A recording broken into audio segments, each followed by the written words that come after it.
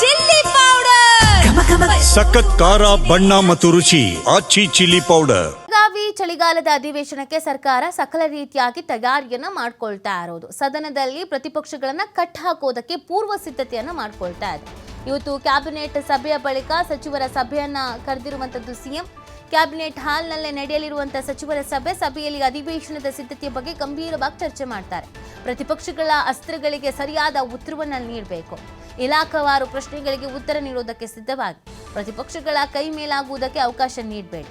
ರೈತರ ಸಮಸ್ಯೆ, ಮೆಕ್ಕೆಜೋಳದ ಬಗ್ಗೆ ತಯಾರಿ ಮಾಡ್ಕೊಳ್ಳಿ.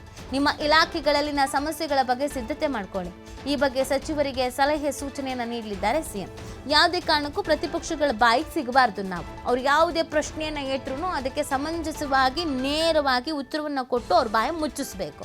ಅದಕ್ಕೆ ಏನೇನು ತಯಾರಿ ಮಾಡ್ಕೋಬೇಕು ಆ ತಯಾರಿಗಳನ್ನು ಮಾಡ್ಕೊಳ್ಳಿ. ಪ್ರಮುಖವಾಗಿ ಯಾವ್ಯಾವ ವಿಚಾರ ಇದೆ, ರೈತರ ಸಮಸ್ಯೆ ಇದೆ, ಮೆಕ್ಕೆಜೋಳದ ಬಗ್ಗೆ ಇದೆ.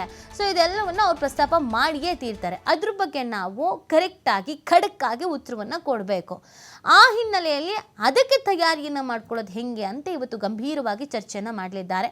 ಪ್ರತಿಪಕ್ಷಗಳ ಅಸ್ತ್ರಗಳಿಗೆ ಸರಿಯಾಗಿ ಉತ್ತರವನ್ನು ಕೊಡಬೇಕು. ಎಲ್ಲೂ ನಾವು ಇಕ್ಕಟ್ಟಿಗೆ ಸಿಲುಕಬಾರ್ದು, ನಾವು ಮುಜುಗರಕ್ಕೆ ಒಳಗಾಗಬಾರ್ದು. ಆ ಹಿನ್ನೆಲೆಯಲ್ಲಿಗೆ ಈ ಒಂದು ಪ್ಲಾನ್ ಅನ್ನು ಮಾಡ್ಕೊಳ್ಳಲಾಗ್ತಾ ಇದೆ. ಈಗಾಗಲೇ ಸಿಎಂ DCM ಕೂಡ ಬ್ರೇಕ್ಫಾಸ್ಟ್ ಮೀಟಿಂಗ್ ಮಾಡಿದ್ದು ಅರ್ಧ ಇದೇ ಕಾರಣಕ್ಕೆ. ಅಧಿವೇಶನದಲ್ಲಿ ನೀವು ಕುರ್ಚಿಗಾಗಿ ಕಿತ್ತಾಡ್ತಾ ಇದ್ದೀರಾ, ನಿಮ್ಮ ಮಧ್ಯೆ ಎಲ್ಲಾನು ಸರಿ ಇಲ್ಲ ಅಂತ ಅವ್ರು ಮಾತಾಡಬಾರ್ದು. ನಾವು ಸರಿ ಇದ್ದೀವಪ್ಪ, ನಾವು ಅದಕ್ಕೆ ತಿಂಡಿ ತಿನ್ನಕ್ಕೆ ಹೋಗಿದ್ದು, ನಾವು ಒಟ್ಟಿಗೆ ಇದ್ದೀವಿ ಅಂತ ಹೇಳಬೇಕು.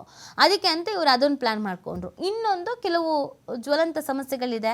ರೈತರಿಗೆ ಒಂದಷ್ಟು ಸಂಕಷ್ಟ ಎದುರಾಗಿದೆ, ರೈತರ ಸಮಸ್ಯೆ ಇದೆ, ಬೀದಿಗಿಳಿದು ಪ್ರತಿಭಟನೆ ಮಾಡ್ತಾ ಇರೋದಿದೆ. ಅದೆಲ್ಲದ್ರ ಬಗ್ಗೆಯೂ ಕೂಡ ಅವ್ರು ಪ್ರಸ್ತಾಪಿಸ್ಬೋದು. ಇಲಾಖಾವಾರು ಪ್ರಶ್ನೆಗಳನ್ನು ಕೇಳ್ಬೋದು. ಅಲ್ಲಿ ತಬ್ಬಿಬ್ಬಾಗೋದು ಬೇಡ.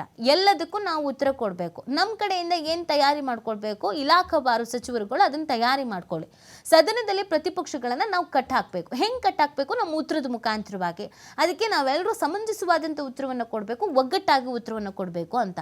ಇನ್ನೊಂದು ಕಡೆಯಲ್ಲಿ JDS ಮತ್ತು BJPಯವರು ಮೊನ್ನೆ ಸಭೆ ಮಾಡಿದರು. ಹೆಂಗೆ ನಾವು ಸರ್ಕಾರವನ್ನು ಇಕ್ಕಟ್ಟಿಗೆ ಸಿಲುಕಿಸಬೇಕು, ಮುಜುಗರಕ್ಕೆ ಸಿಲುಕಿಸಬೇಕು ಅಂತ.